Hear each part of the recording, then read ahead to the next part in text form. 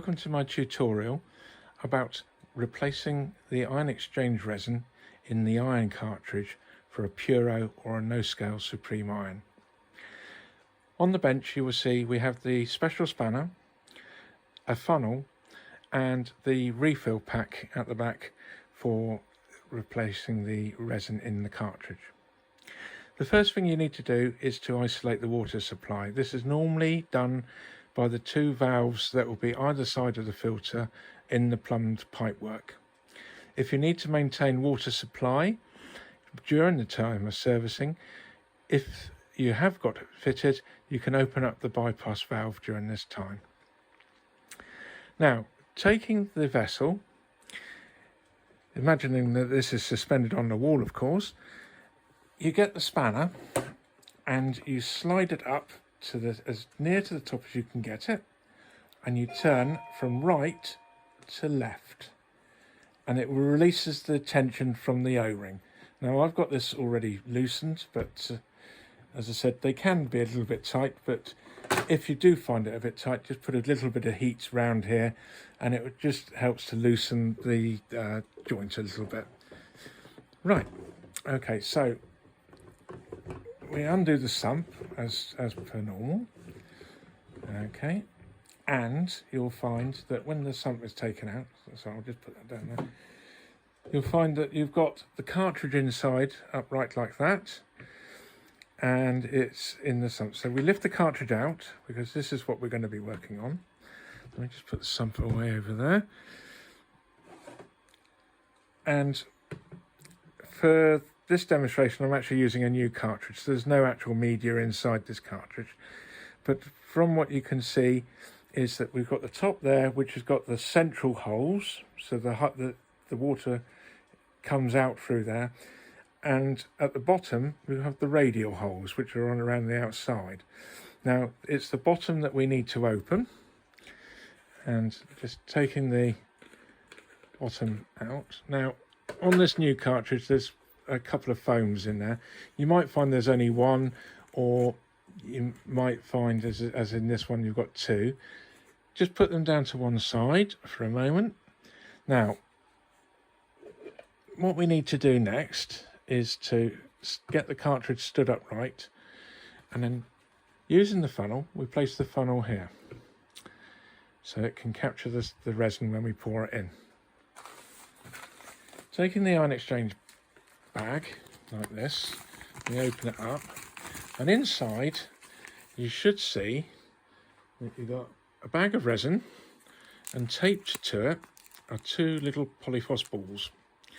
Now, I'm not going to open the bag because I want to sort of save this for later, but basically what we do is that we open the bag of resin and pour it into the cartridge, pour all the contents into the cartridge, and then after we've done that, remove the funnel, and the two little balls themselves, they actually go in on top of the resin that's in there. So eventually you'll have the resin with the two balls on top inside the cartridge. Once you've done that, put your foam in. Now, in all honesty, you only need the one foam in the cartridge. This particular cartridge supplier that we use gives two foams as an additional spare. I think that they are sort of different densities, but it's not really essential for this particular cartridge. Now, you just basically put the cap back on when the cartridge is filled, like that on the bottom end. Turn the cartridge the right way up, and then taking the sump, if you look in the sump, there's sort of like a location peg in the bottom there. So you line that up on the location peg. Now, it's always advisable to put fresh silicone grease, or plumber's grease, around this O-ring. Now, some vessels have it on the top here, or they've got it round the side of the threads might be on the outside, and they've got the O-rings. But basically, you want to lubricate that quite liberally with silicone grease or plumber's grease. it means that the O-ring won't pinch or won't distort when you do it up.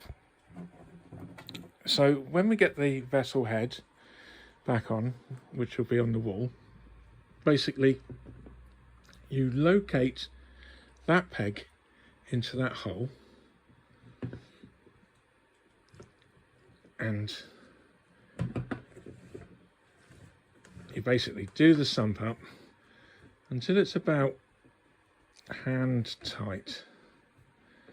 Okay, now that should normally be adequate, but if you feel that you need to nip it a little bit tighter, only do it about another further quarter of a turn, if that. It's just basically taking the tension up. You don't want to over tighten it, because come 3-4 months or whenever down the line when you need to open it again, you might find that you've made it too tight to undo, and it can be very difficult. But you only need to make it so that the O-ring is just slightly being compressed enough to keep it watertight, that seal there watertight. The next thing to do is to switch your water back on and turn your bypass off, and then you might need to just pressure bleed using the red button to get any excess air out the thing. Then what I would suggest you do is, as a final thing, is just to check for leaks. Make sure there's nothing weeping or anything, and then turn your tap on at the nearest point from where the filter feeds into the house.